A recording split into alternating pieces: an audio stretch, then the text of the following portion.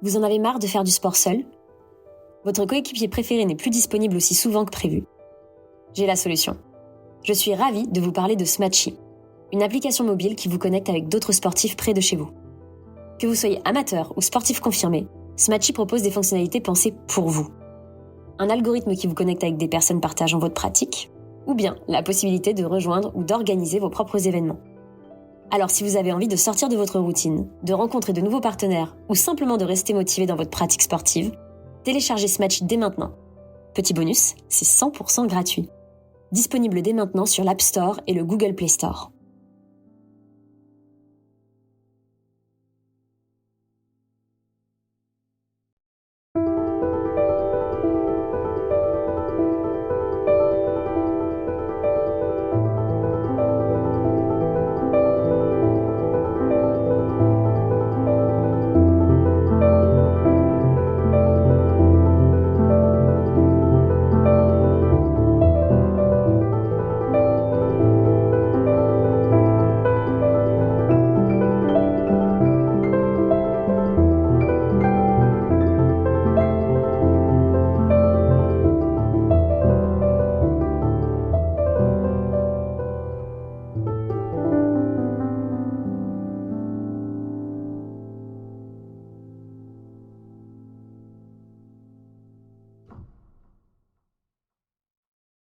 Bienvenue dans notre podcast dédié à la Journée mondiale de lutte contre le cancer.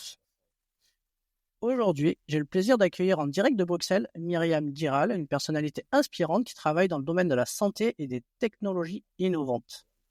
Myriam est la fondatrice de MG Innovate, où elle accompagne des startups prometteuses en mettant l'accent sur l'oncologie et l'innovation en santé. Elle est également impliquée dans des projets passionnants en tant que membre du conseil consultatif scientifique de Netri, une start-up qui développe des organes sur puce, et de Fasten, où elle est investie en tant que business angel. Donc en plus de son engagement dans le domaine de la santé, Myriam est également business angel, investissant dans des projets qui ont le potentiel de transformer l'industrie. Son parcours personnel marqué par une résilience face à la maladie lui permet aujourd'hui d'inspirer et de guider ceux qui l'entourent. Bienvenue à toutes et à tous pour découvrir son parcours fascinant, ses expériences en tant que leader et innovatrice et sa vision pour l'avenir de la santé. Bonjour Myriam. Bonjour Sébastien. Donc ravi que tu aies accepté cette interview qui sera une interview bonus du podcast dédiée à la Journée mondiale de la lutte contre le cancer qui sera dans quelques jours, le 4 février. Et voilà, bienvenue. Merci. Merci pour l'invitation. Ouais. Est-ce que j'ai oublié quelque chose dans ta présentation? Est-ce qu'il y a des choses sur lesquelles tu voudrais revenir? Non, je ne pense pas. C'est un bon résumé. Mais peut-être au fil de l'interview et on découvrira autre chose. Oui, de toute façon, on reviendra sur ton parcours qui est marqué par de nombreuses expériences en tout cas dans des compagnies différentes en lien avec la santé. Ce que je te propose, c'est pour commencer de faire ce que je fais habituellement, c'est-à-dire un portrait chinois. Okay. Voilà, c'est une guise de warm-up. Ça nous permettra en tout cas de te présenter et aux auditeurs et aux auditrices de voir un petit peu quelles sont les réponses à tes questions sur ce petit portrait. Wow. Donc Myriam, si tu étais un animal, lequel serais-tu et explique-nous pourquoi. En fait, c'est un animal, c'est le lion. Mon signe, c'est le lion. Je suis née le 31 juillet, un temps 31 juillet. Donc, mon signe, c'est reflète qui je suis, ma personnalité. Donc, je resterai sur le lion. À la fois généreux, mais qui monte ses griffes. Et en tant que mère, une lionne protectrice. Alors, j'aime beaucoup cet animal. Et mon signe zodiacal. Si tu étais une couleur, laquelle choisirais-tu? L'orange, parce que c'est la couleur de l'été. C'est également le mois de naissance. Donc, je déteste l'hiver. J'adore l'été, le soleil, une couleur chaude. J'aime beaucoup l'orange, même si je m'habille pas beaucoup en orange. C'est une de mes couleurs favorites. La couleur de la Hollande, ça, non, l'orange. La couleur de la Hollande aussi, où j'ai vécu quelques années. Oui. On va en reparler. Myriam, si tu étais un livre, lequel serais-tu? J'étais un livre. C'est un livre que j'ai lu quand j'étais ado et que j'ai relu plusieurs fois, qui est de Patrick Suskind, qui est Le Parfum. J'ai lu d'autres livres de lui, mais ce livre m'a beaucoup marqué. Quand j'étais ado, je me souviens trop, mais quand je l'ai relu, c'est un livre qui parle des odeurs. C'est l'univers de Patrick Suskind. C'est un livre voilà, que je relis chaque fois avec plaisir. Il y a Le Vivant aussi qui est intéressant, mais parfois reste mon livre préféré. Si tu étais un lieu. Un lieu. Ouais. Si j'étais un lieu, je serais la ville de Chamonix et je serais devant le Mont Blanc et le glacier des Bossons. C'est des endroits où je vais depuis longtemps faire des randonnées seule, accompagnée. C'est un endroit qui est un peu une safe place. C'est un endroit qui est magnifique l'hiver, l'été. Et donc, voilà, c'est ce lieu. Voilà. D'ailleurs, quand je faisais de la visualisation, j'étais en chimiothérapie, on y reviendra, c'était souvent là où je me plaçais pour me retrouver dans cette safe place. Donc, il y a longtemps que je ne suis pas retournée, j'espérais retourner bientôt. Si tu étais une citation, laquelle choisirais-tu? Citation.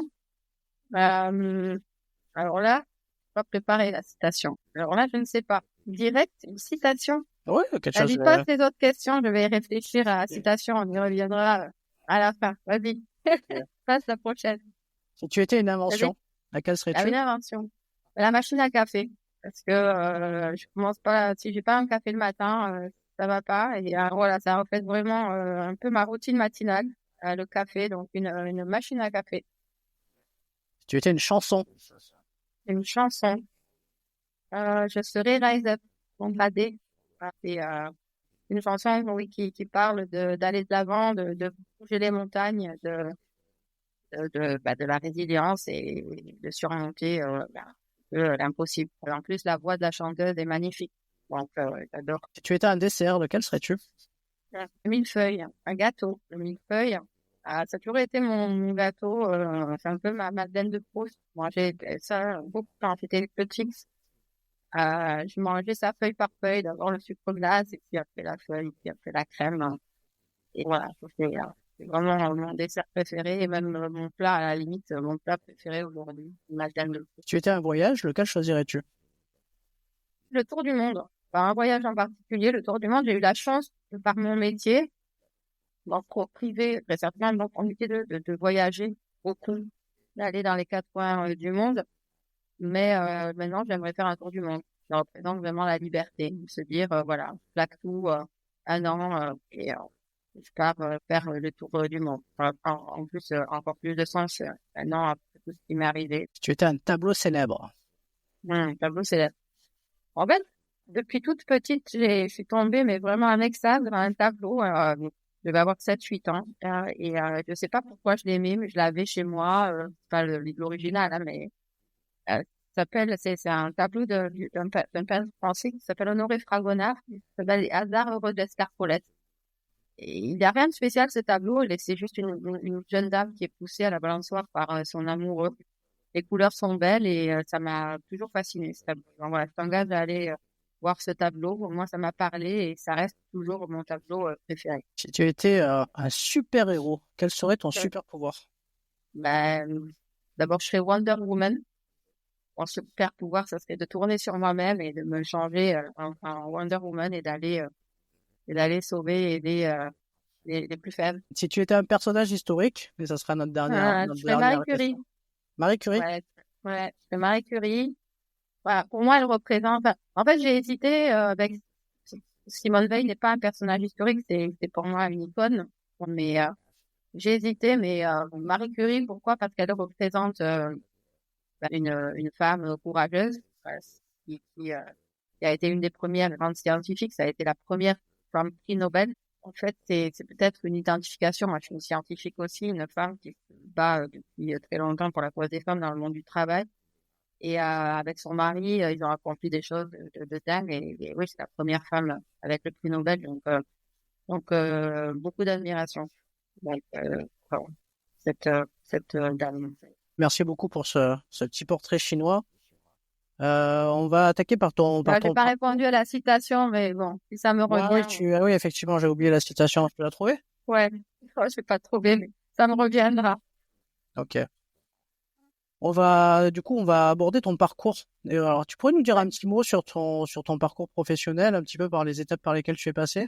Après, tu peux commencer par tes études aussi, hein. Ouais, bah, parcours professionnel et voilà, parcours privé, parcours professionnel, tout est un peu lié. En fait, moi, je suis née dans le sud-ouest de la France, euh, près d'Agen. Et mes études m'ont menée à Bordeaux, où j'ai fait des études scientifiques. À la base, je voulais être médecin, je voulais rentrer à l'armée et être médecin, pédiatre, à santé navale. Donc, j'ai passé le concours, mais j'étais pas majeure, donc je me suis redirigée sur des études scientifiques, on va dire normales de l'époque. Hein. Maintenant, ça a changé. On parle plus de DEUG ni de licence. On parle de je sais pas trop quoi, de licence, de master. Enfin, je sais plus trop là en France de quoi on parle, mais donc c'est l'équivalent d'une licence ou d'un master. Donc, j'ai fait mon master en biophysique au CNRS Paul Pascal à Bordeaux. Et ensuite, j'ai eu l'opportunité de partir aux Pays-Bas pour faire mon doctorat sur le même sujet.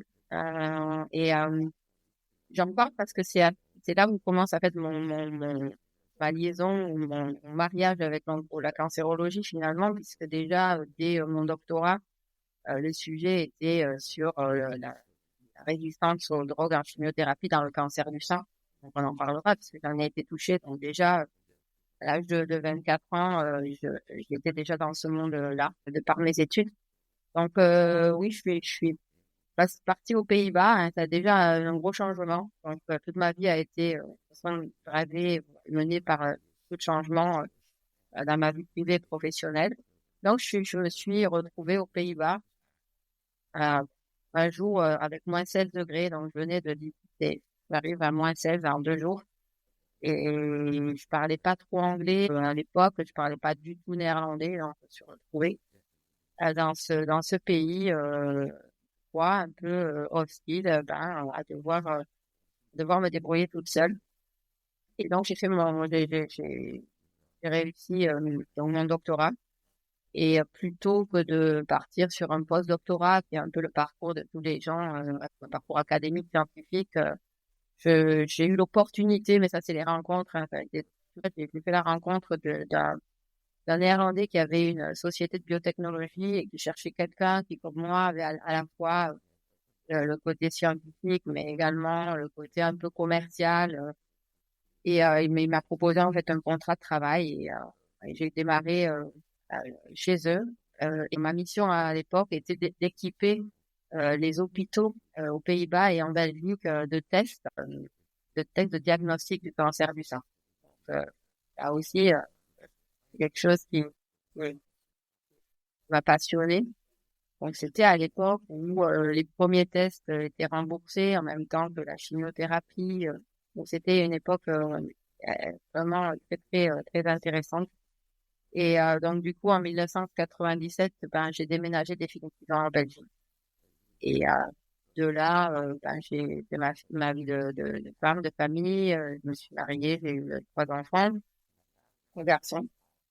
Et la vie m'a amené à travailler pour plusieurs sociétés internationales connues dans le monde médical, en occupant à chaque fois des postes exécutifs ou de general management d'un pays, de plusieurs pays. Travailler pour plusieurs sociétés, surtout américaines. En fait, ma formation a été très américaine. Mon style de leadership, mon style de management, est très américain. Donc, ça a été une très, très bonne expérience et suis restée à travailler pour ces boîtes jusque pendant le Covid. Et pendant le Covid, en fait, j'ai arrêté, j'ai un peu ce parcours exécutif, CEO level, etc., pour me focaliser sur des startups en santé, en innovation, comme tu l'as dit au début. Et en les accompagnant justement de l'idéation jusqu'à la levée des fonds.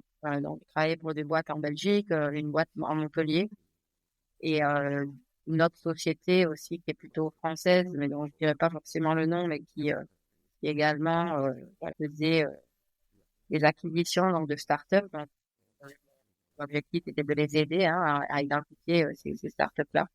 Et en fait, ce monde m'a beaucoup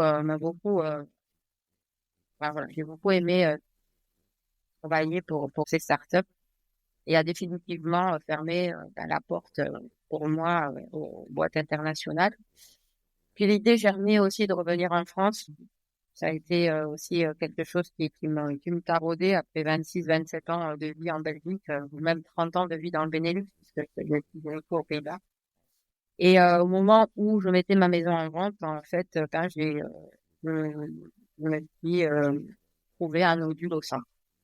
Donc ça, c'était en juin 2023. On parlait de Chamonix et j'étais à Chamonix ce jour-là. Et on rentrait d'une randonnée et je me suis senti un nodule au sein. J'ai complètement zappé ça pendant un mois. Je l'ai mis dans le fond de mon cerveau. On compare ça à un déni de grossesse, mais c'est un déni de cancer sûrement. Le cerveau, le mental, et à mon avis, à un moment donné, il y a une déconnexion. Je me fais un déni où mon cerveau l'a mis de côté. Donc pendant 4, 5 semaines, je suis allée en France, j'ai visité ma famille. Enfin, j'ai plus pensé trop à ça et j'étais persuadée que c'était juste sorti de mon rêve, en fait. Même quand c'est important, même quand j'essayais de retrouver le module, je le retrouvais pas. Donc c'est vraiment fort qu'on a déni.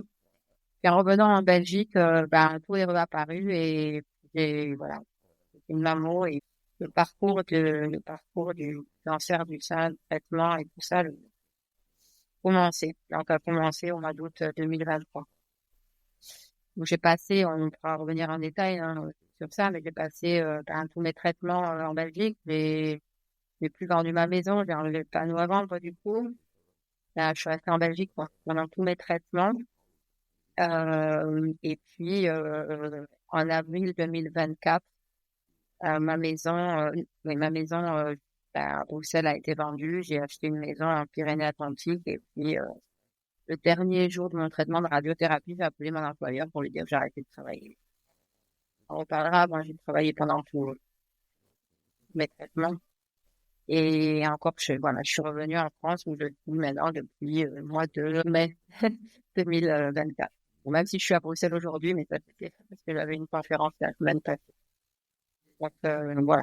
C'est un peu c'est un parcours, c'est très, très résumé, parce qu'il y a beaucoup de choses à raconter entre tous ces changements, les fonctions que j'ai occupées, ma maladie, comment passer à travers, etc.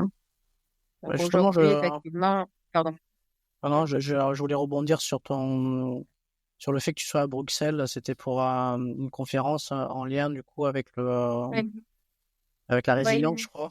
oui, c'est ça. En fait, comme tu l'as dit, comme je l'ai mentionné là, j'ai arrêté donc de travailler en tant qu'employé. J'ai pris quelques mois en fait après la fin de traitement.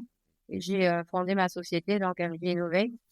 Et donc j'ai deux piliers de service. Donc, le premier service, c'est effectivement l'accompagnement des startups en e-santé et innovation. On reviendra, c'est focalisé en cancéro-oncologie.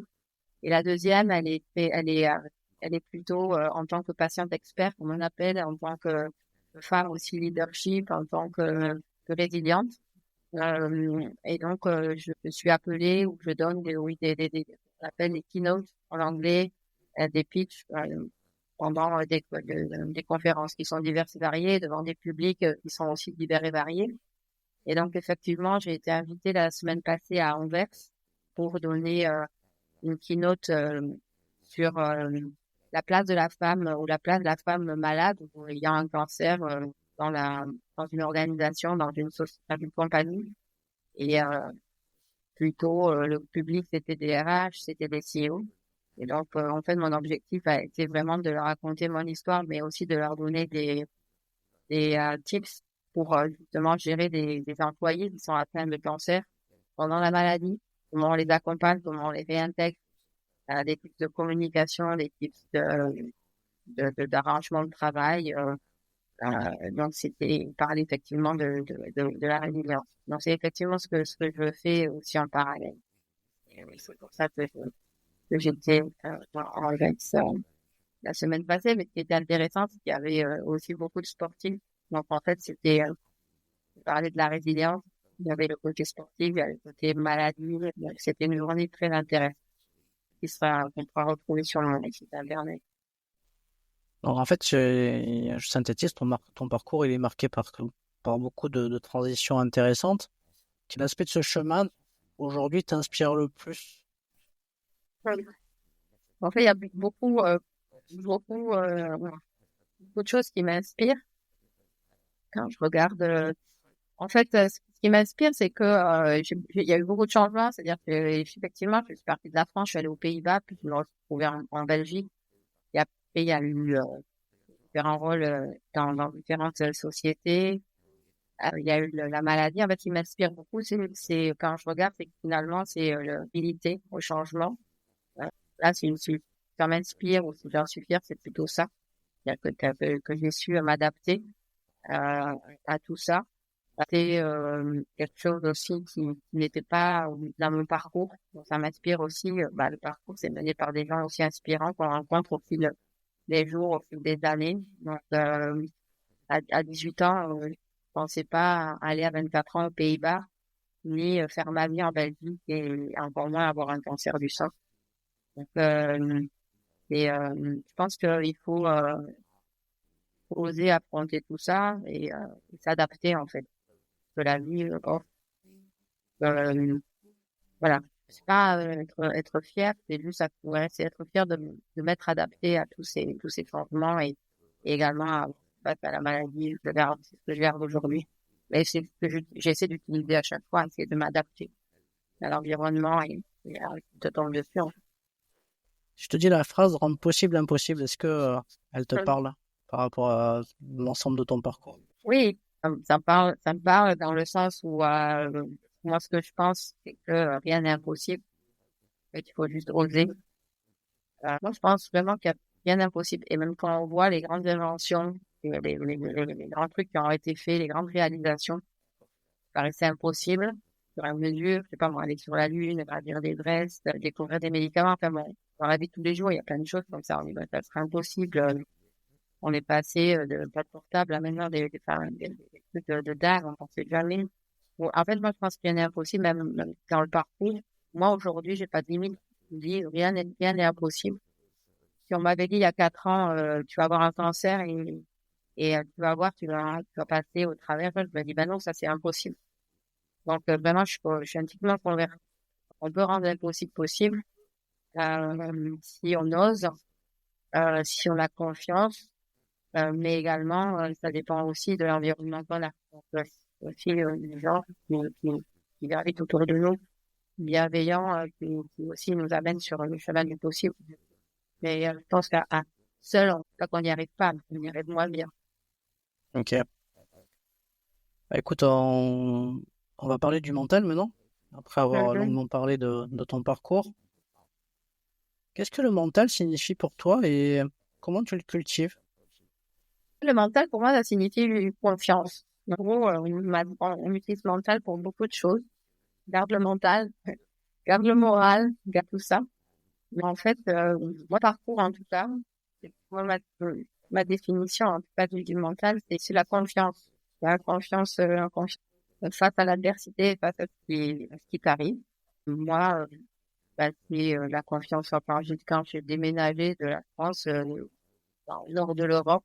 Oui, j'ai utilisé ce mental-là, c'était pas facile, hein. On était déraciné, je suis allée là-bas dans un pays inconnu, face à une langue inconnue, face à une météo inconnue, mais garder confiance en moi en me disant, ben voilà, tu peux le faire, en fait, les autres le font, tu peux le faire. J'ai eu des rôles aussi où finalement, je m'y voyais pas du tout et où des chasseurs de tête venaient me chercher. Je me disais, mais attends, t'as vu mon CV? Je sais pas. Et j'ai gardé le mental, essayer d'avoir confiance et de dire, bon, ben, ok, je vais y aller et se retrouver dans une position où t'es pas forcément à l'aise, mais il faut prendre toi et donc ta confiance. Et chaque fois, c'est confiance qui est revenue et mes traitements aussi, hein, faire du cancer. Je me suis dit, ok, j'ai pas trop le temps d'avoir le cancer. Bon, ben, on y va. On a confiance dans les traitements, on a confiance à l'équipe médicale, mais on a confiance en soi-même. Ensuite, par rapport à la maladie, j'ai mis carrément en place des choses qui m'ont aidé. J'étais accompagnée, on est accompagné pour des gens autopsies par des personnes aussi autour qui nous aident à traverser ce parcours.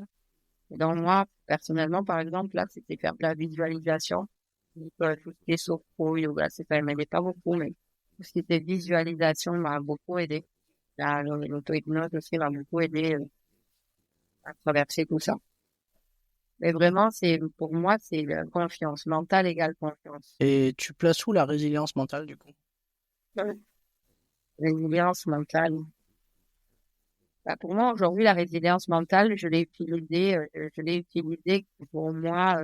Résilience mentale, c'est moi sous mon arbre en attendant qu'il pleuve, pendant mes traitements. Mais c'est vraiment ça. La résilience, c'est attendre que la pluie cesse. Et, et je l'ai utilisée seulement pendant les traitements. J'ai su vraiment ce que c'était. Pour moi, la résilience, c'est surmonter l'impensable. Et aujourd'hui, l'impensable, dans mon parcours de vie, ben, il m'est tombé dessus. C'est le cancer, c'est la maladie, c'est les traitements, la perte des cheveux, la perte des sourcils, la perte des cils, l'ablation du sein. C'est l'impensable, en fait. Et pour moi, c'est ça. Ça, aujourd'hui, j'ai un peu compliqué, le moment où j'utilise résilience, hein, on voit tout sur les réseaux sociaux, en sport, dans le professionnel, dans la maladie. Et il y a quelqu'un que je suis sur LinkedIn, qui s'appelle Delphine Rémy, qui est une podcasteuse qui a été touchée par un cancer elle-même, mais qui en parle très bien. Et en fait, on demande toujours aux gens qui ont été malades de faire quelque chose de la résilience, de transformer ça en quelque chose. Et une injonction, en fait, à la résilience, et en fait, t'es pas obligé de transformer ça. Mais, et donc, je trouve ça intéressant, son approche, c'est une aparté. Moi, je l'ai utilisé, l'expérience mentale pendant mon traitement et notamment, soit c'est de la visualisation, safe place, mettre dans des endroits, fermer les yeux, l'auto-hypnose et attendre que ça passe. Je me dessinais sous un arbre. J'écrivais aussi, j'écrivais ce qui m'arrivait, j'ai écrit des poèmes. Et ça, tu l'as mis en place seul ou c'est quelqu'un qui t'a accompagné à le faire? Ben, en fait, les deux. Ben, c'est-à-dire qu'à un moment donné, tu te cherches des ressources, donc, parce que tu es obligé. C'est un peu un instinct de survie. Tu te cherches des ressources, une routine, en fait, pour passer au travers de tout ça. Et puis, tu es accompagné. Donc, moi, j'ai eu la chance d'avoir été traité en Belgique, à l'Institut Jules Bordet. Il y a un centre pratique assez bien d'oncologie intégrative. Et j'ai eu un onco psy qui m'a suivi du premier jour au dernier, même après en visio. Et donc, il m'a permis de mettre en place également toutes ces routines et à me suivre. Donc, dans l'hypnose, j'ai été aussi accompagnée par une dame donc, qui est magnétiseuse, qui est une coupeuse du feu, mais qui en plus aide justement à accompagner les patients avec des méthodes alternatives qui aident beaucoup. La méditation, peuvent être toutes ces formes. Donc oui, j'ai été accompagnée, mais également moi-même, j'ai dû mettre en place certaines routines. Et d'ailleurs, le travail a été de continuer à travailler. En fait partie de cette routine et a fait partie, à mon avis, ouais, de cette résilience, enfin, de ce parcours de résilience, c'est pas sur cela, la maladie. J'ai travaillé, tenu à travailler. Après, voilà, chacun a son choix, chacun trouve les vérités pour passer au travers. Moi, c'était de continuer à travailler. Je vais me dire, hein, on va continuer à parler de la confiance en soi et on parlera aussi du droit à l'erreur. Ton chemin, voilà, il a certainement comporté de nombreux défis. Comment tu as construit ta confiance face aux obstacles? En fait, ça peut paraître prétentieux comme ça, mais j'ai toujours confiance en moi. En fait, parce que je suis lion, on en disait, hein, quel est ton animal préféré, zodiaque, etc. Je suis lion. Même si ça influence quoi que ce soit. Mais j'ai toujours, aussi loin que je me rappelle, j'ai toujours eu confiance en moi petite. Après, sûrement mes parents ont contribué à tout ça. J'étais un petit garçon manqué, j'étais fille unique, mais j'avais plein de copains, copines. J'ai fait beaucoup de sport, j'ai fait beaucoup de choses et j'ai jamais eu pas confiance en moi. Même je me souviens au lycée, même à la fac, celle qui devait venir au tableau, celle qu'on appelait parce que personne voulait y aller, ben, c'était moi. Voilà, j'ai toujours confiance et jamais j'ai trop perdu cette confiance. Des fois, il y a des hauts et des bas, on peut avoir des doutes. Mais je l'ai pas bâti, en fait. Je l'ai eu et ça m'a vraiment permis justement d'affronter tous les changements. Je pense que ça m'a permis de m'adapter à tous ces changements de pays, de langue, de culture, à m'adapter dans les organisations, à les différentes organisations dans lesquelles j'ai travaillé. C'était aussi des organisations d'hommes, hein. J'ai été dans les postes exécutifs avec des hommes autour. Donc, avoir confiance aussi en soi-même en tant que femme. Ouais, je travaillais par exemple pour une boîte japonaise où j'ai été la première femme exécutive, une femme parmi une trentaine. Donc, voilà, cette confiance que j'ai aussi, j'espère, transmis à mes filles. Et puis, jusqu'à la maladie, confiance jusqu'au bout, en fait. Même si il y a des hauts et des bas, même si des fois on va mourir, mais il faut garder cette confiance.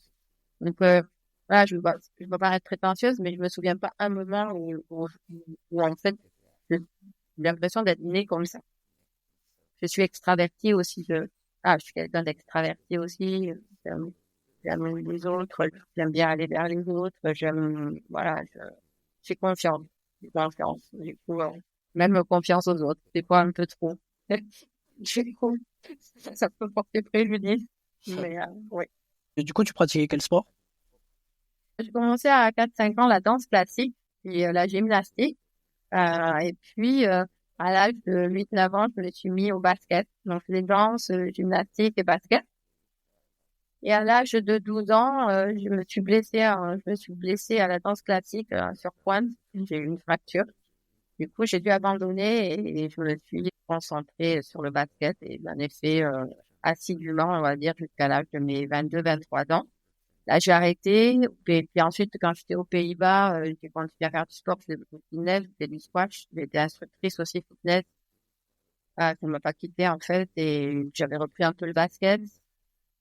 Voilà, je viens d'une famille sportive. Si, papa est cycliste professionnel. Voilà, j'ai un de mes fils aussi qui est athlète de haut niveau. Voilà. Le sport a beaucoup aidé. J'ai toujours fait beaucoup de sport. Et aujourd'hui encore, réalisation, j'aime pas ce mot, mais voilà, il a fallu revenir après tous ces traitements et remettre mon corps en mouvement et j'ai repris le sport et j'en fais toujours 3 fois par semaine.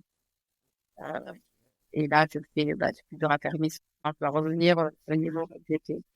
Ok.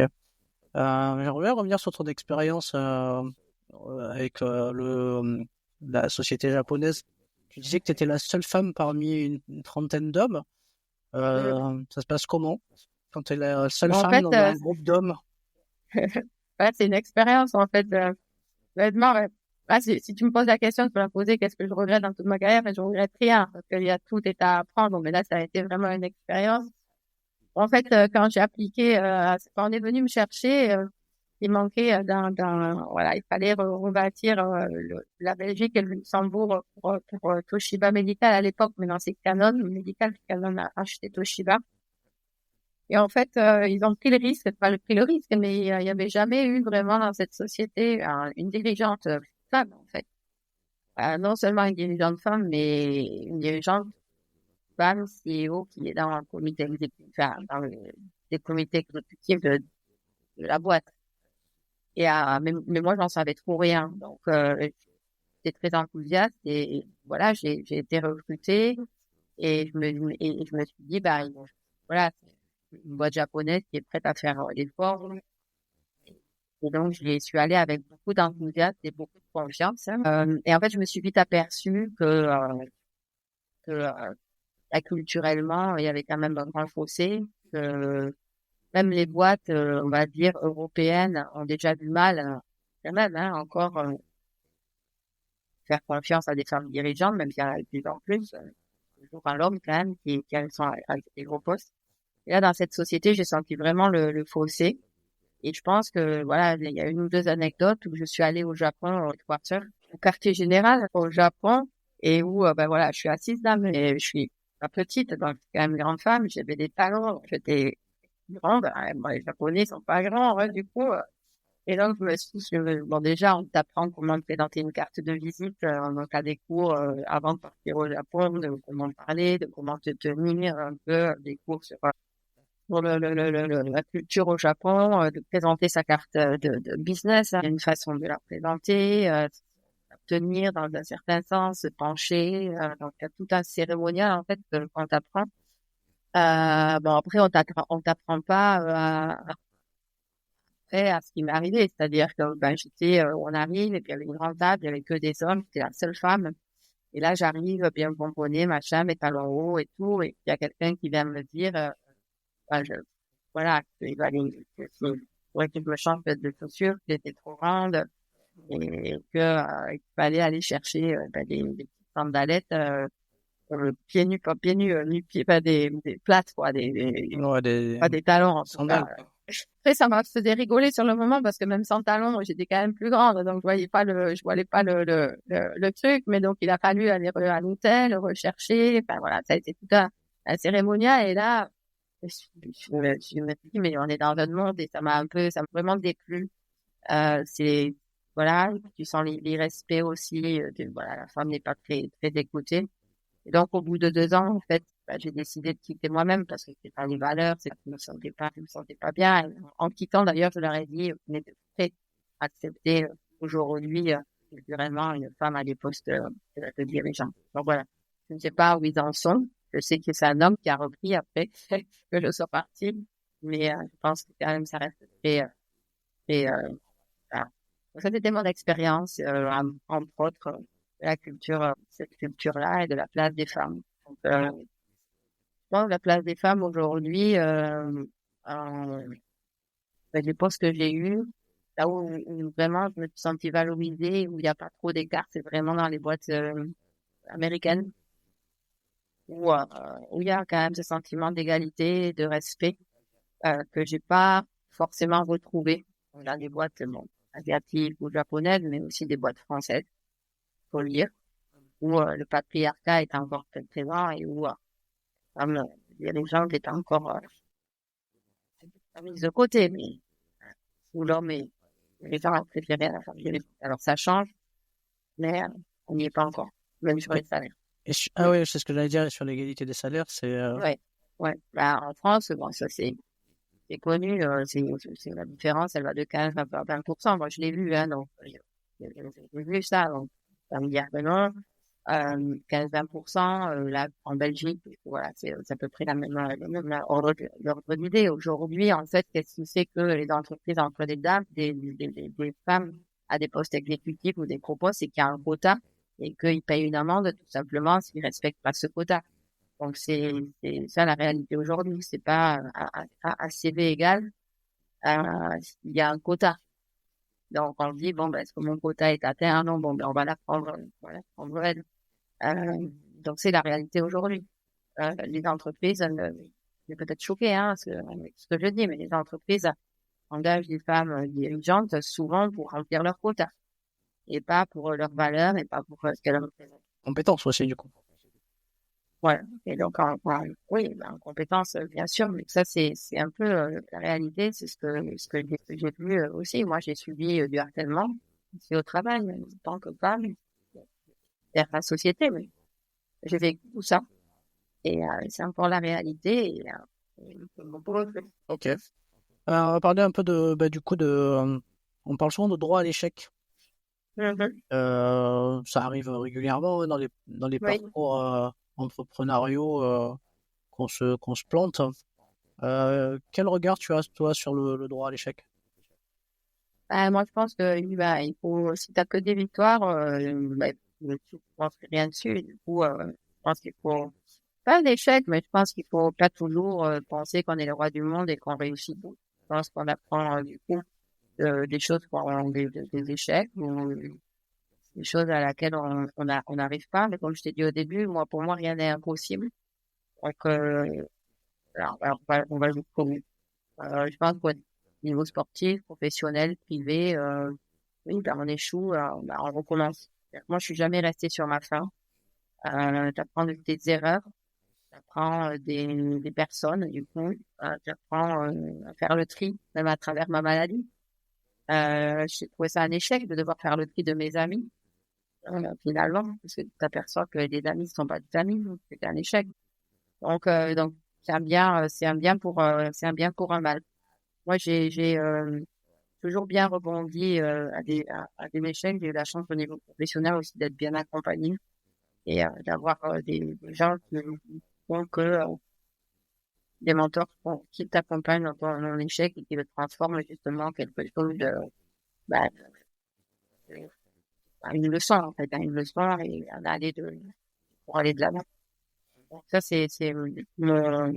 j'ai pas peur d'échec, j'ai jamais eu peur d'échec. J'aime pas ce mot d'ailleurs échec. Je sais pas par lequel on peut le remplacer, mais je pense Expérience? pas que pardon? C'est des expériences? Ouais, l'expérience, voilà. Il y a différentes expériences dans la vie qui correspondent, qui correspondent pas. Finalement, un échec, pour moi, c'est pas un échec pour toi. Chacun a ses échecs, c'est très personnel aussi, l'échec. Donc, c'est des expériences qui correspondent pas, que tu vis, que tu vis pas. Et des comptes, voilà, c'est ça qui guide. Moi, c'est ce qui a guidé mon parcours. Des expériences et les gens qui te mettent sur ce chemin-là. Oui, j'étais pas vouée du tout à arriver là. Je voulais être pédiatre dans l'armée et je me retrouve avec ma société de consulting, d'accompagnement de start-up et à donner des conférences longtemps après sur la résilience dans la maladie, notamment dans des cancers du sein. Du coup, Qui l'aurait dans les grandes sociétés où tu as travaillé, quand il y a quand comment dire, les CEO, ils ont je sais pas, ils traversent des moments difficiles, est-ce qu'ils sont accompagnés par leur boîte? Est-ce qu'il y a des coachs qui les Alors, aident à des moments où ça peut être compliqué pour eux, soit parce qu'ils sont débordés, soit parce que, voilà, ils ont euh, besoin d'être soutenus? alors moi, mon expérience, en fait, j'ai eu une seule, ouais, j'ai eu une seule expérience comme ça. Bah, c'était quand je travaillais pour la boîte japonaise en question, où j'ai eu un coach, mais en général, dans mes 25 ans de carrière d'exécutif, bon, c'est ça, j'ai 30 ans, mais vraiment 20-25 ans d'exécutif à des gros postes, je n'ai jamais vu ça. Donc, c'est peut-être maintenant mis en place et je pense qu'il y a des choses qui sont mises en place, mais moi, je n'en ai pas eu. Par contre, ce que j'ai eu, c'est des mentors. Donc, des gens qui sont vraiment, voilà, qui peuvent être ton boss ou pas, et qui sont des mentors et qui euh, te guident, en fait, qui te guident, ils sont la personne, safe personne, qui tu peux aller parler. Et en général, c'est des gens qui sont longtemps dans la société, qui sont dans des postes influençants, comment dire, influencing, donc influençants, qui sont dans des postes, sont dans des postes comme ça. Donc oui, j'ai eu des mentors. Il y en a deux qui m'ont marqué et qui m'ont aidé vraiment à avancer dans ma carrière. Mais aujourd'hui, on en parle. Il n'y a pas beaucoup de choses qui sont faites aujourd'hui. Il y a des boîtes de recrutement qui font de l'accompagnement, par exemple les places des CEO et qui font de l'accompagnement de coaching, d'accompagnement une durée 6 mois, etc. Mais après c'est fini, il n'y a pas de continuité et t'es dans le grand bain. Donc, je pense pas que ça n'existait pas trop, mais je pense pas que ça existe vraiment concrètement aujourd'hui. Et il faudrait. Ça, c'est une Et du instruction. coup, à un moment donné, j'avais lu, je ne sais plus où, qu'il y avait une recrudescence de happy manager dans les Ouais, sociétés, des trucs un peu comme ça, des gens où après il y a aussi cette fameuse semaine de la santé mentale où les entreprises ouais, essayent de mettre en place des choses. Mais bon, après, moi je me dis sur une semaine, bon, c'est un peu court. voilà, C'est tout au long de l'année qu'il ouais, faudrait qu'il y ait des choses. c'est ça. Oui, mais c'est ça, c'est des choses ponctuelles. Et encore une fois, je reviens au quota des femmes, mais c'est pareil là. C'est-à-dire que les entreprises, en fait, ça dépend des pays, mais il y a des pays qui imposent des initiatives à prendre, et les entreprises doivent les prendre. Et donc, c'est pour cocher la case. Ça paraît un peu négatif ce que je dis et le regard que j'ai là-dessus, mais il faut parler de la réalité. Les initiatives là, elles sont mises en place, sont pas pérennes, elles sont pas soutenues, elles sont juste là pour poser, pour cocher la case. Ah ouais, I've done it, je l'ai fait. Voilà, pas voilà, j'ai ma femme CEO, j'ai ma femme à le quota. Il y a certaines entreprises dans le quota aussi des diplômes. Enfin, il y a des sociétés en France, je vais pas nommer, mais qui engagent que si tu sors de Polytech. Qui est pour moi pas vraiment une référence. Je veux dire, tu peux avoir des compétences. Il y a bien meilleur, en carrière égale, un gars ou une nana qui sort politique ou pas. Mais c'est la réalité. Et donc, juste pour pas trop dévier, mais oui, il y a des initiatives qui sont mises en place, mais elles sont pas pérennes et elles sont là beaucoup pour cocher la case, la case. Il y a très peu, je connais une ou deux sociétés américaines qui ont des choses très pérennes, je ne peux pas les nommer ici non plus, mais qui mettent des choses en place. Mais aujourd'hui, c'est juste ponctuel. C'est juste ponctuel, tu vois. Sur LinkedIn, on voit beaucoup ça, the best work, la meilleure, the best place to work. Des fois, ça me fait rigoler parce que c'est là où je travaillais moi-même. Donc, the best place to work. Et puis, voilà, c'est un peu, ils aiment se montrer, chaque pays décerne un Oscar. Tu sais pas trop les métriques. Tu essaies de chercher sur quoi c'est basé. Tu sais pas trop. Mais the best place to work. Et, ou des initiatives, ben voilà, on va voir futur mardi prochain, c'est le World Cancer Day, on va voir tout le monde qui va se réveiller, chacun avec sa petite initiative qui va durer un jour ou 2 jours, voilà. Et c'est à chaque fois comme ça, alors, pas dire tout le monde est pas généralisé, mais aujourd'hui, c'est la réalité parce qu'après tout le monde revient à la tête dans le guidon et qu'à la fin, c'est quoi? C'est les chiffres, c'est la rentabilité, c'est pas le wellness. C'est comme le life-work balance. La meilleure société, non, ça n'existe pas. Life-work balance.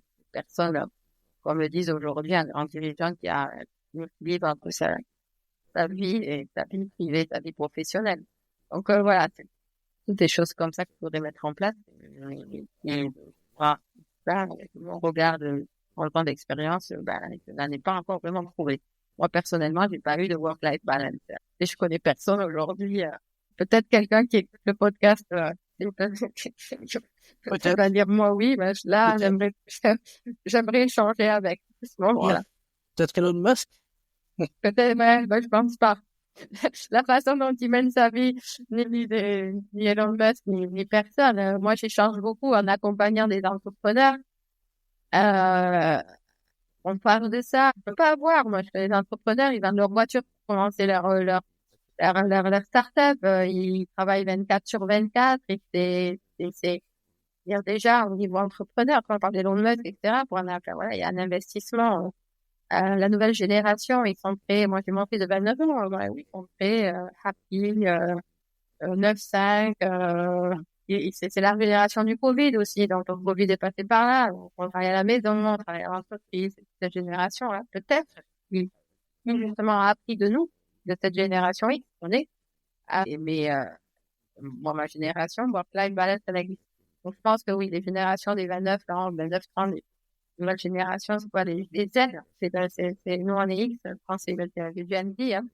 Du coup, eux vont être dans tout ça et peut-être vont justement mettre en place des initiatives dans les sociétés pour pouvoir justement avoir des initiatives de wellness et de coaching mental pour les employés, etc., des gens malades, enfin, voilà, de l'accompagnement des gens malades, on reviendra sur ce qu'on fait, sur ce que j'essaye de faire, etc., mais pour l'instant, on voit pas. Voilà, c'est vrai. Rien à voir avec le bien-être, mais qu'est-ce que tu penses du télétravail en lien avec la santé mentale? Honnêtement, c'est une cata. En fait, moi, au début, alors, moi, c'est mon expérience plutôt de mère qui était enthousiaste au début du télétravail. Donc, moi, je suis mère divorcée, donc j'avais mes enfants une semaine sur 2. Donc, effectivement, la semaine où j'avais mes garçons, le télétravail, c'était génial, en fait, parce que, pourquoi partout, t'es à la maison, t'organises ton truc. Au début, c'est génial. Les 3 premières semaines, t'es en vacances. Moi, je vivais en Belgique, donc t'as pas la pression de partir sur le ring ou la rocade. Ici, on dit le ring, mais la rocade des grandes villes. Tu peux partir, tu oublies un truc, tu vas à la pharmacie, tu reviens. Voilà. Au début, c'est les vacances. Et puis après, ça devient l'isolement. Et surtout, moi, dans mon cas, où quand j'avais le Covid, quand il y a eu le Covid, je sortais d'entreprise, je gérais beaucoup de monde, j'étais tout le temps au travail, en social, dans le médical, on va voir les hôpitaux, on va voir on est en représentation, etc. Donc, on passe de 1000% de contact social à 0. La seule conversation que tu as, c'est avec toi-même à un moment donné, et puis, tes gosses, éventuellement, ton conjoint, donc ça prend la route.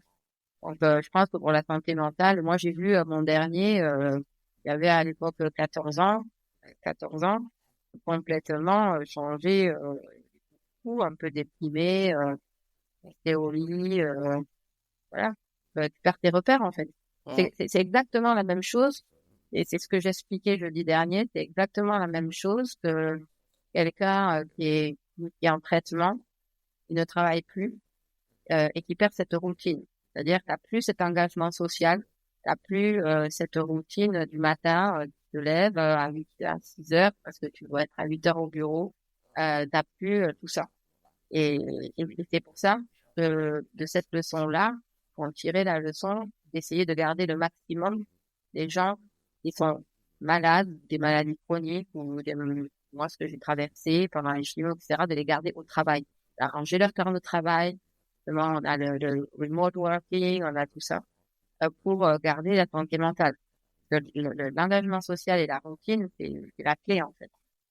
Du coup, voilà. Aujourd'hui, on est rentré post-Covid, même moi je travaillais avec des pharma et tout, ils voulaient plus nous voir. Hein. C'est tout malade, bon, c'est visio, maintenant c'est visio.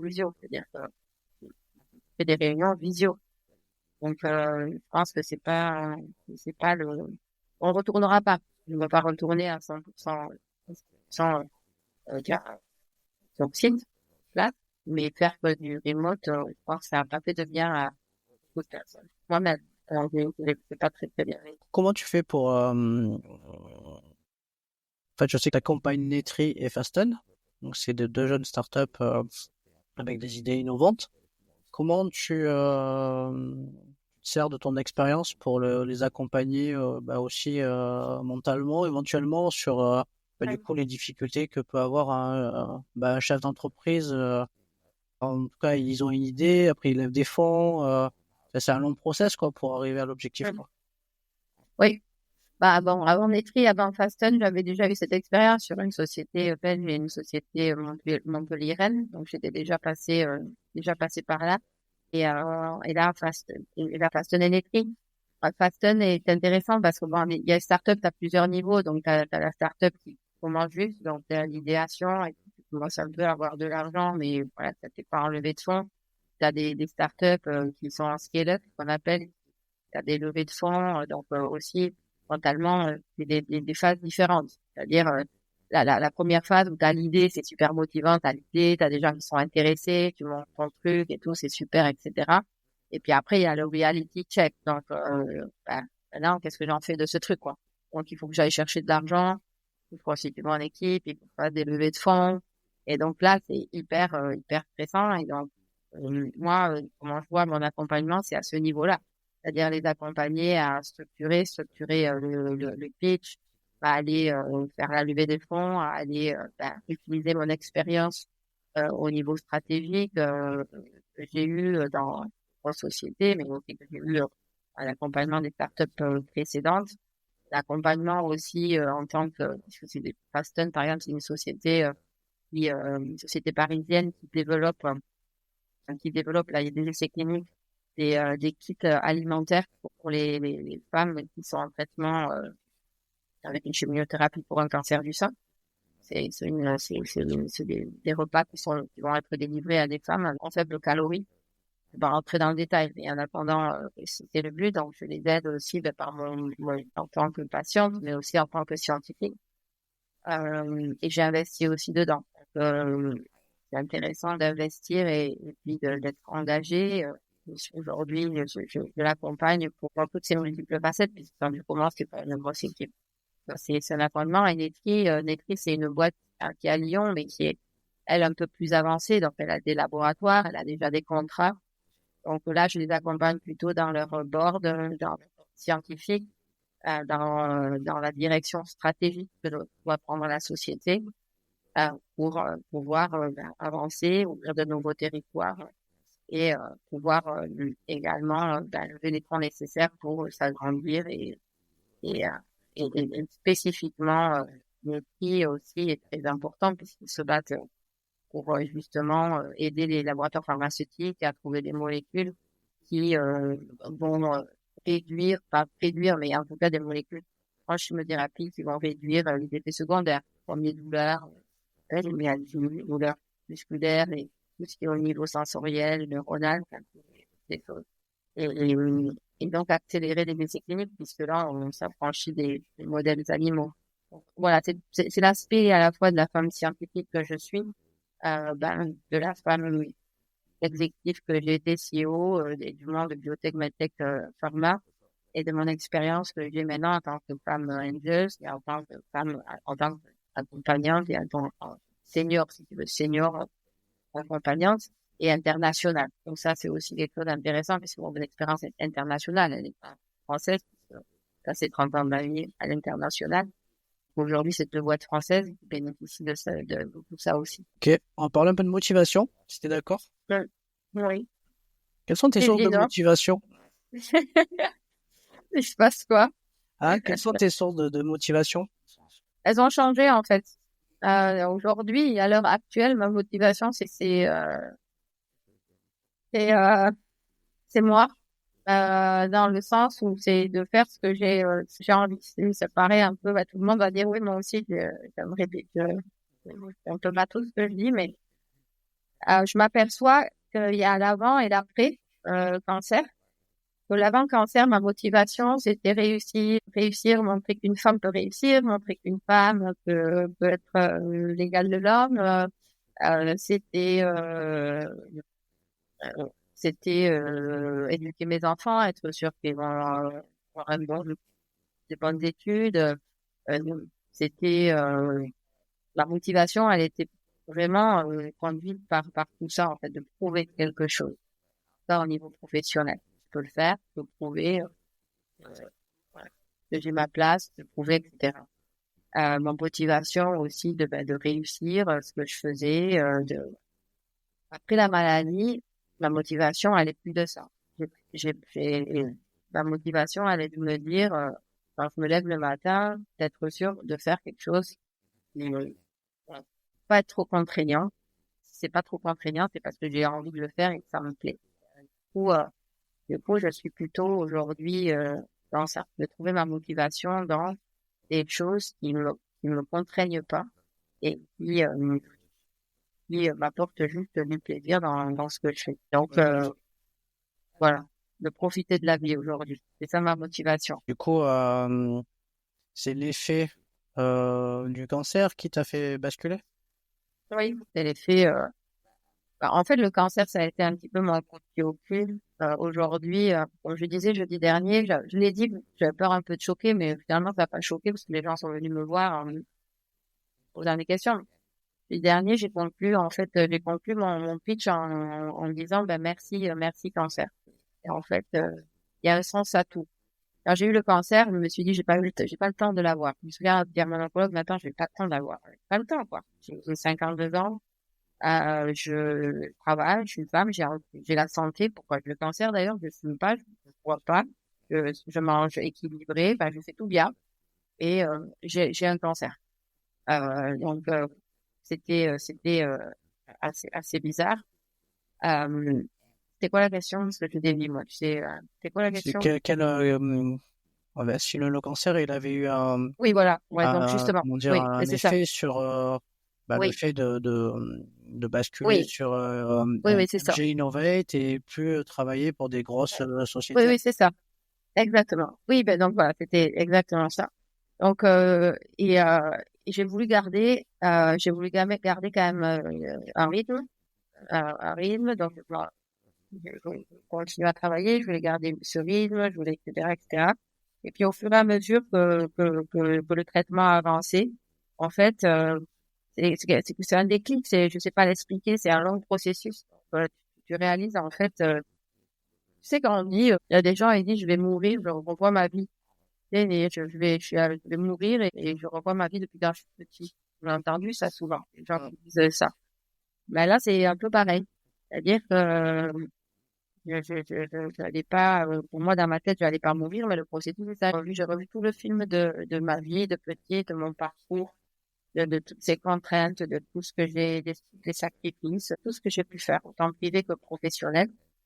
Et en fait, j'ai trouvé ça tellement, bête, futile, et je me suis dit, mais en fait, j'ai pas profité, du coup, j'ai pas profité on fait les choses pour les autres, pour la carrière des autres, en tant que dirigeante, je pense, en tant que mère, en tant que femme, en tant que tout.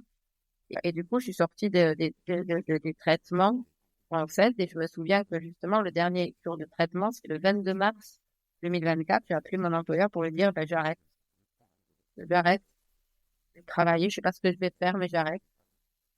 Alors, j'avais dans l'idée de monter ma boîte, mais j'arrête, j'avais ce besoin d'arrêter parce que je sentais qu'il fallait que je propose quelque chose de différent. Et j'ai ensuite, ouais, sans pas dire transformé, mais maintenant je sais aujourd'hui quand je te parle pourquoi j'ai eu cancer. J'ai eu un cancer justement, c'est le coup de pied au cul qui m'a permis de déménager, de partir de la Belgique, de changer de vie, de créer ma société, d'accompagner les femmes qui ont été touchées, d'avoir un impact en fait. Avant, j'ai pas l'impression d'avoir eu un impact sur beaucoup de choses. On travaille dans les sociétés, on n'a pas d'impact. On est dirigeant, on n'a pas d'impact, on nous dit ce qu'il faut faire. Le budget, on nous dit, ah, tu vas faire 2 millions. Ah ben oui, c'est 2 millions. Alors, on n'a pas beaucoup d'impact. Et là, j'avais envie d'avoir de l'impact. Du coup, c'est ce que j'essaie de faire aujourd'hui. D'avoir de l'impact sur des choses, sur des choses qui me sont, qui sont importantes. Donc, oui, il y a l'avant et l'après. Il y a des choses aujourd'hui, qui me paraissent futiles. Il y a du stress inutile. Voilà, je me stresse, moi, sur des choses qu'avant, je suis pas à 100 à l'heure. Ça attendra. Avant, j'ai jamais été très ordonnée, mais je rangeais les choses, je prenais le temps, machin. Je m'en fous. Si c'est pas rangé le lundi, ça sera rangé le mardi ou le mercredi. On s'est relativisé par rapport à ça et par rapport à faire vraiment. Je pense qu'on est bon quand on fait des choses qu'on aime. Vraiment foncièrement bon quand on fait des choses qu'on aime, quand ça nous coûte et, et qu'on ait un impact. Pour moi, je veux avoir un impact. Voilà, un impact. C'est plus mon ego, c'est plus moi, mais déjà d'avoir un impact, aider les autres à avoir un impact. Justement, tu parles de stress. Donc, on entend aussi le mot pression aussi, certainement, dans les boîtes. Qu'est-ce que toi, tu utilisais comme ressource pour arriver à gérer ce stress et cette pression quand tu étais dirigeante? Je fermais mon bureau et je priais un bon coup. Ça m'est arrivé, en fait, je rigole, mais en fait, ouais, ça a pu m'arriver. Moi, à l'époque, qu'est-ce que j'utilisais? Oui, j'ai eu beaucoup de stress, beaucoup de pression, j'ai eu du harcèlement, donc c'était très, très, très compliqué. Ce que j'utilisais, moi, je faisais, comme je te dis, je faisais pas mal de sport. Moi, c'était le sport, je faisais du sport, ça m'aidait beaucoup. Et puis, j'avais des mentors, donc j'ai eu de la chance toujours d'avoir dans l'organisation où j'étais au moins une safe personne qui m'accompagnait et qui prenait aussi pas mal de gestion du stress ou des choses sur lui. Du coup, c'est très très important. Ce que j'ai su faire aussi, ce que j'ai appris, c'est de m'entourer aussi d'équipes ouais, qui font que en fait, tout ce stress, tu l'as pas à la fin parce que voilà, tu t'appuies sur une équipe qui est construite autour de toi et donc sur qui tu peux compter. En fait, c'est ça. Quand tu es au pouvoir, le danger, c'est que tu fasses tout, du micromanagement, qui engendre le stress, qui engendre tout ça. Et c'est aussi d'apprendre à justement déléguer. C'est des choses que j'ai dû mettre en place, que j'ai su mettre en place. C'est de déléguer, c'est pour le stress sur soi-même. Donc, ça, c'est ce que je conseille aux gens qui sont trop en micromanagement, d'apprendre à déléguer et on en revient à la confiance, en fait, à faire confiance aux autres, à faire confiance pour avancer. J'ai envie de parler de détermination avec toi. On entend souvent la phrase «il ne faut rien lâcher». Est-ce que tu penses que la détermination, c'est un facteur de la réussite dans un projet? Oui, c'est la même chose quand je te dis il n'y a rien d'impossible. En fait, c'est la même chose. Tu es déterminé si tu oses et rien n'est impossible. Donc, je pense que alors, il y en a qui diront oui, mais je sais pas, moi, t'as pas de jambes, tu peux pas faire le 100 mètres en 9 secondes de quelque chose. Et, mais si t'es déterminé, il y a beaucoup de gens, des gens qui ont moins de potentiel que certains, euh, qui ne réussissent pas. Donc, il y a des gens, même dans le monde artistique, hein, ou même dans le monde sportif, il y a des gens, on n'est pas égaux. Mais il y a des gens qui ont moins de potentiel et qui réussissent pourtant à aller au JO par force, par travail, par détermination, par oser, etc. Donc, je pense qu'on peut aller très loin avec ça. Il y a des gens, ils ont des dons, et des dons, ils naissent avec quelque chose, mais ils n'utilisent pas, ils vont pas déterminer, ils iront pas au bout. Donc, du coup, je pense que c'est vraiment clé. Encore une fois, je vais pas ramener à moi sur mon parcours de chimio, mais c'est aussi important d'être déterminé, de se dire, bah, je suis déterminé à battre la maladie. C'est-à-dire, pas y aller la tête basse et se dire, je vais subir aujourd'hui ma chimio. Non, je vais l'accepter, je vais la prendre. Je suis déterminée à ce que ça se passe bien et ça va me guérir. Et donc, je pense vraiment que ça y fait beaucoup d'être déterminé à faire quelque chose.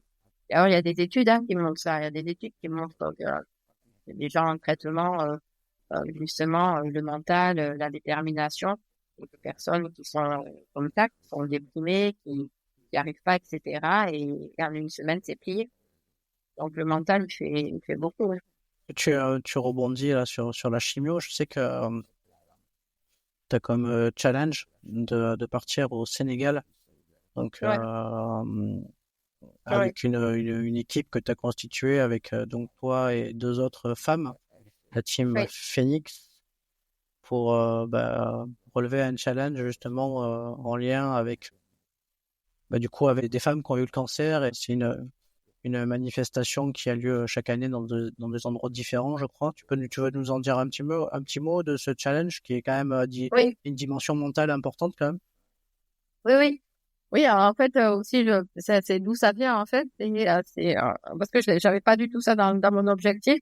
Mais c'est vrai que l'année passée, en novembre, ben, comme tout le monde, je regarde mon Insta le matin, je bois mon café, etc. Et en fait, sur l'Insta, il y avait une publication sur un gars aux États-Unis qui était en phase terminale et d'un cancer et qui finissait l'Ironman. Et, euh, et je suis restée vraiment à regarder le truc en boucle. Et je me suis dit, mais moi, je suis en rémission. Le gars, il est en phase terminale, il finit un Ironman. Et j'avais envie de me trouver un objectif. Je me dis, je vais faire du sport, etc. Mais j'avais envie de me trouver un objectif. Et en fait, ça m'a paru évident. Et je me suis dit, mais c'est ça, c'est un challenge sportif. C'est quelque chose qui va m'aider. Encore un challenge, me dire, ben voilà, je suis vivante. Je vais pouvoir faire quelque chose. C'est pas l'Ironman, mais et puis ensuite, je voulais me mettre un objectif, mais qui est aussi rapport justement, comme tu le dis, avec ce que j'ai vécu et surtout pouvoir contribuer à avoir un impact, à savoir la reverse de fonds, donc vers plusieurs associations. Et donc c'est là que effectivement le lendemain, ou même je crois le jour même, me connaissant le jour même, j'ai regardé un petit peu qu'est-ce qui se faisait. Donc il y avait le trek des gazelles, il y avait le Trip Rose, etc. Je suis tombée sur voilà l'organisation Trip Rose qui organise des treks. Et donc le Maroc, il y avait plus de place et donc je me suis embarquée pour faire le Trip Rose au Sénégal à la fin de l'année, donc fin novembre. Et donc, j'ai publié sur LinkedIn dans mon réseau qu'on doit être 3. Et donc, en 5 minutes, j'avais déjà mes 2 comparses, mes 2 consoeurs de trek et qui vont vivre l'aventure avec moi. Alors, on n'est pas que 3. C'est pas que 3. Je pense qu'il y a une 50, une soixantaine d'équipes. Euh, et l'objectif, c'est de faire ces 4 ou 5 jours dans le désert du Sénégal avec une boussole, 18 kilomètres par jour. Et voilà, c'est une grosse préparation physique, c'est une grosse préparation mentale. En fait, moi, je le vois comme ça. Est-ce que je suis capable, que je vais être capable d'aller jusqu'au bout physiquement? Moi, je m'en suis, pense que j'en suis prête, mais j'ai envie de vivre cette expérience mentalement aussi. Est-ce que je suis prête à mentalement faire cette traversée du désert, la même que j'ai faite il y a 2 ans, traversée du désert, mais différemment. Et surtout, après, de rester sur place pour avoir aussi un impact sur place au Sénégal et pouvoir aider des associations. Donc, ça, c'est séparé du trek, mais aider des associations sur place au Sénégal à aider les femmes africaines dans des programmes de screening et de dépistage du cancer du sein, parce que culturellement, c'est différent en Afrique. Aujourd'hui, le cancer en général, en Afrique, c'est quelque chose dont on ne parle pas, qui est tabou, encore plus pour les femmes. Et puis en Afrique, il faut savoir que les femmes ont un cancer beaucoup plus agressif et surtout beaucoup plus jeune en Europe. Donc, il n'y a pas cette culture de palpation, il n'y a pas cette culture que nous on a. Et comme elles l'ont de plus en plus jeunes, au moment où c'est découvert, ben, c'est presque trop tard. Parce que c'est des cancers qui sont très agressifs et plus fatals. Voilà. Et avec des taux de mortalité plus élevés que ce qu'on connaît. Donc c'est un double objectif de projet personnel, de retraverser le désert avec des copines et d'y arriver et de me dire, ben voilà, t'es complètement guérie, ma fille, et tout va bien. Et puis, d'avoir un impact, comme je l'ai dit au début, c'est ça qui me drive, d'avoir un impact sur des femmes et sur des choses qui se passent en Afrique, justement, au niveau dépistage.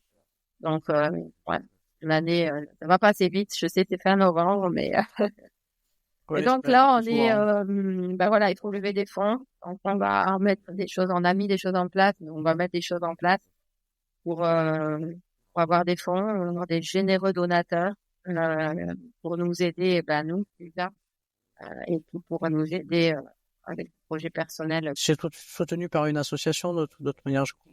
Ouais, donc on est soutenu par l'association Octobre Rose, donc de l'endroit en Pyrénées-Atlantiques, de l'endroit où j'habite. D'ailleurs, je les remercie et je remercie Evelyne, je sais pas si elle les écoutera, qui est la présidente d'Octobre Rose, qui a bien voulu soutenir ce projet et qui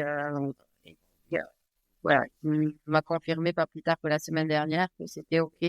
Donc on partait avec eux. Voilà, maintenant tout commence. On compte vraiment sur les gens qui vont nous soutenir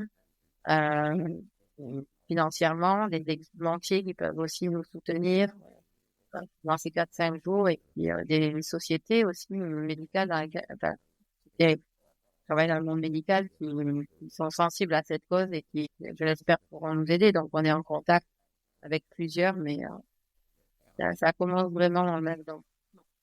Ok, bah, de toute façon, on aura l'occasion de refaire une interview dans le cadre du podcaston avec tes deux coéquipières pour parler un petit peu de ce projet-là. Ouais, de ça.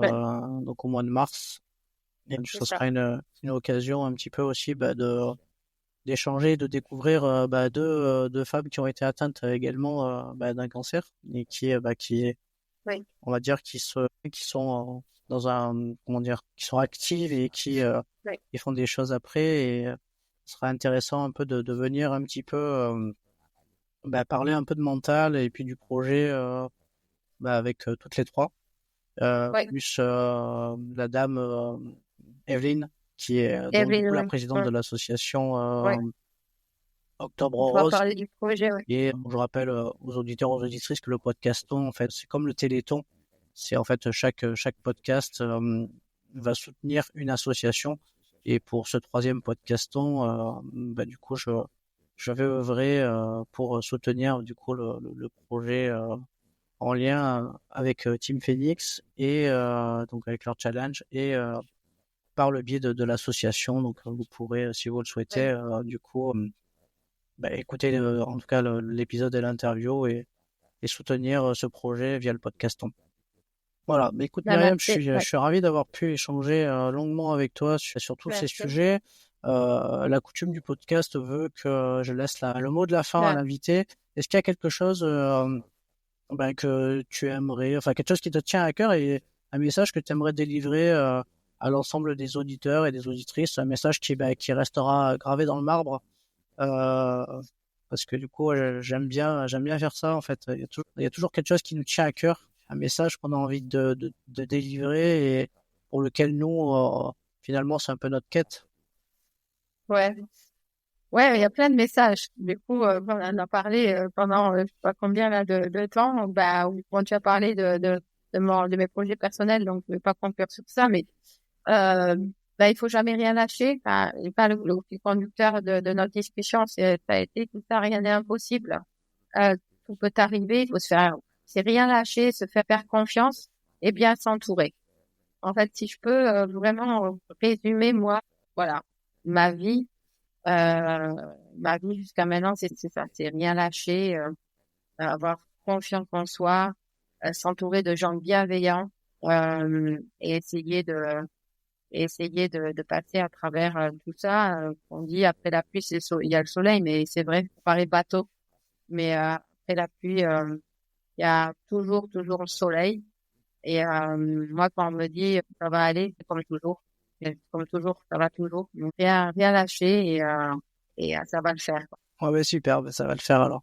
Merci Myriam. Ouais. Derrière.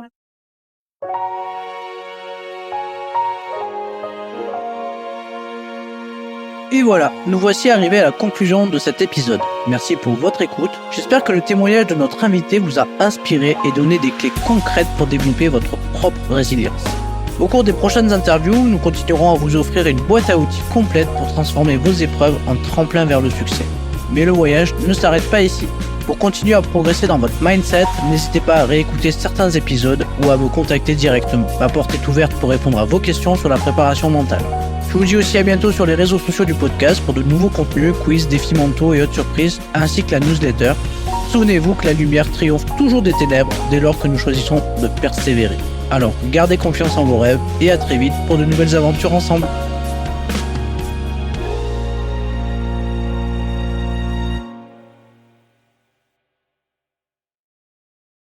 Paris, 1895. La marque Clicia s'installe place Vendôme. Le premier institut de beauté au monde ouvre ses portes. Par la suite, sa prestigieuse école esthétique. La marque Clicia devient la favorite de cours royales et de célébrités. Ses cosmétiques sont distribués dans 40 pays, jusqu'aux Amériques et la Chine. Clicia produit plus d'1 millier d'articles, parfums et soins du visage. Clicia, un siècle plus tard, vous propose des soins riches de son savoir-faire et ses secrets d'excellence. Des rituels chronobiologiques, matin, soir et week-end. Clicia, le temps est mon partenaire.